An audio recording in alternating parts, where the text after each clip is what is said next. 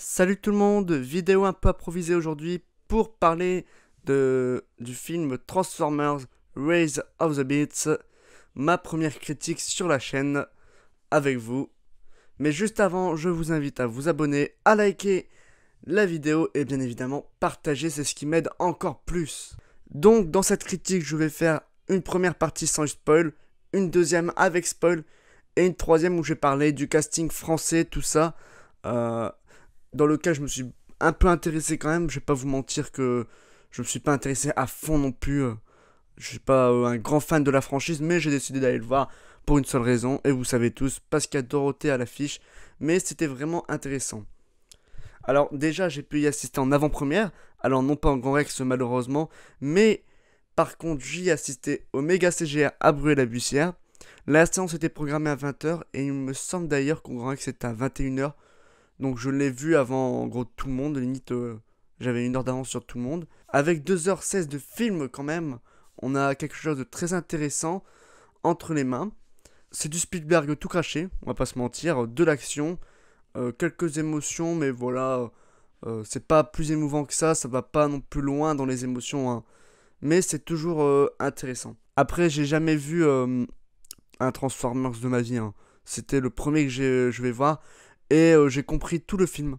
J'ai tout compris et même à mon grand étonnement, on n'a pas besoin de voir les autres Transformers pour comprendre un film Transformers. Donc pour moi, c'est des films qui sont sans suite logique. Mais c'était très intéressant tout de même à observer. Je vais passer à la critique avec spoil maintenant, rien que pour vous les amis. Mais avant, je vais juste vous demander de vous abonner à la chaîne juste en dessous, de liker la vidéo et bien évidemment de partager. Vous avez vu qu'on a dépassé les 170 abonnés ces derniers jours, et ce grâce au concours d'éloquence du lycée Carnot, et je les remercie d'ailleurs encore une fois, toutes les personnes qui se sont abonnées ces derniers jours, et notamment dans ma classe. Le film, avec spoil maintenant. Alors, déjà, le fait d'introduire les années 90 dans ce film m'a beaucoup plu, parce que je suis un gros fan de tout ce qui est années 90. Mais en plus de ça, de dire oui, on va mettre des petites références, c'est très intéressant. On a notamment au début, alors je sais plus les noms des personnages parce que j'étais pas très bien quand j'ai vu le film. Il y a un petit qui habite avec le personnage principal, hein, c'est le frère du personnage principal qui a un t-shirt Power Rangers.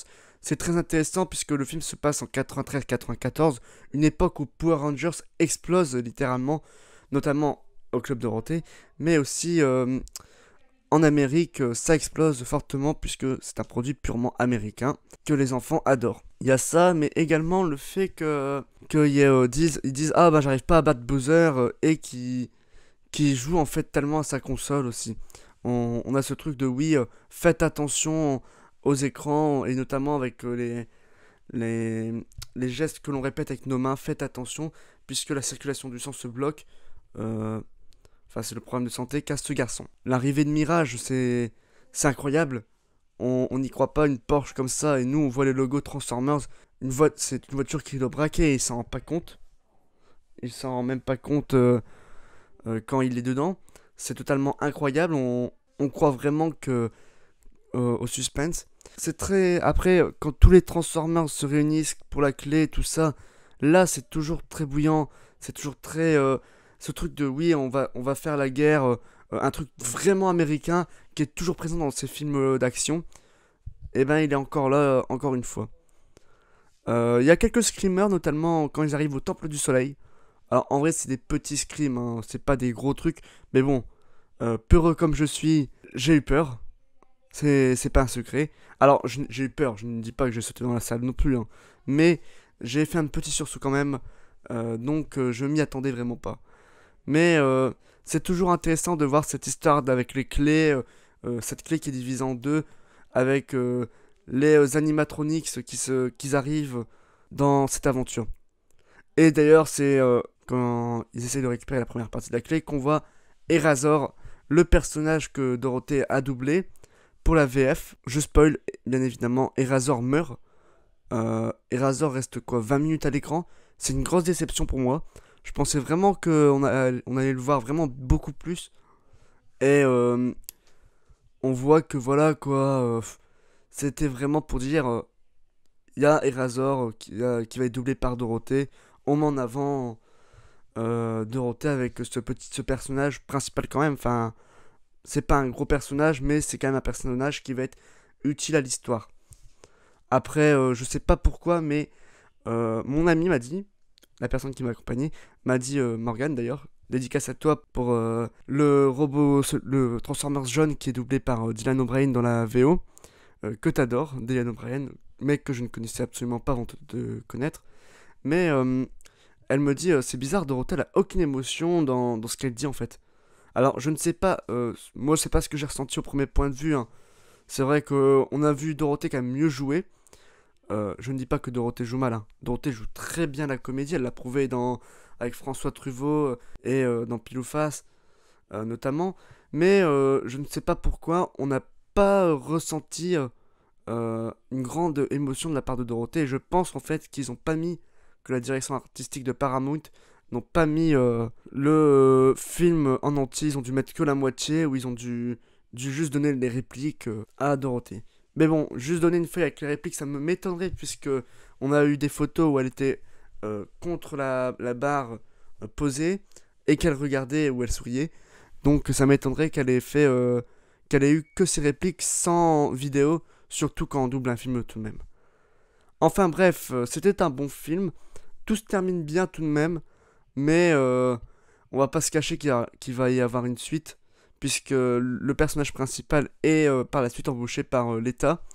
D'ailleurs secrètement, hein, parce que lui il ne s'y attend pas, vu que les États-Unis ont mené une petite enquête, tellement qu'il est fort en informatique qu'il va finir par être embauché.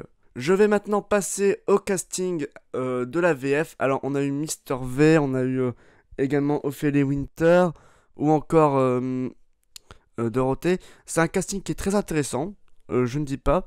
On va pas se mentir, c'était pour amener des personnes, pour ramener des personnes dans les salles. Le truc de dire oui, il y a Ophélie Winter qui va doubler tel perso, oui, il y a Mister V qui va faire tel perso et Dorothée qui va être là. C'est vraiment pour ramener des personnes dans les salles. Après, c'est toujours intéressant de mettre des personnalités qui sont nées dans les années 90 ou qui ont connu le succès dans les années 90 dans un film qui se passe dans les années 90. C'est toujours marrant, mais bon, même si Dorothée a connu le succès dans les années 80 aussi, hein. Mais on va dire que Dorothée, en 93-94, avait déjà eu, on va dire, un gros pic quand même de succès et même commencé à s'éteindre petit à petit tout de même.